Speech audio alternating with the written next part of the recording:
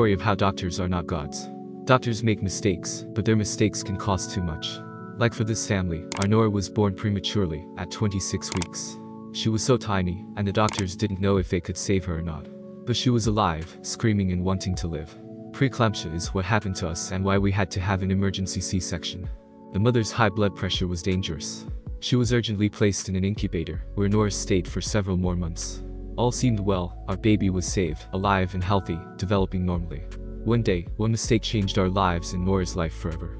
One day a terrible thing happened. After examining, the doctor quickly said something to the nurse. They took Nora away for surgery. The baby had part of her intestines removed. It's good that the problem was noticed in time, but they used to feed her my milk 1 drop at a time.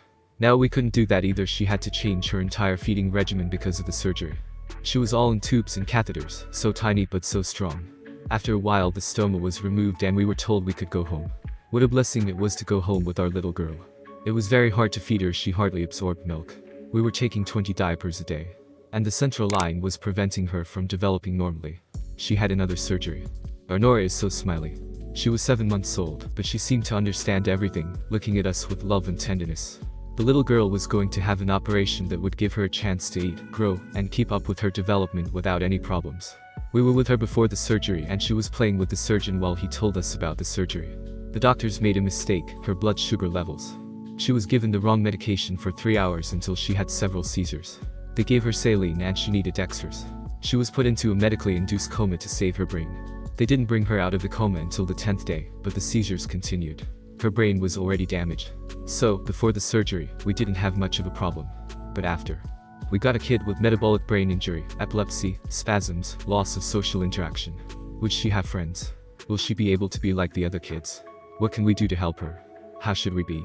Will we be able to do anything for her? Our child became disabled in 1 day, in 3 hours. After a while, I talked to my cousin, he's a teacher. I asked him to teach children not to be afraid, not to hurt people like Nora. Children who are unusual, sick with Down syndrome, autism, other problems and birth defects.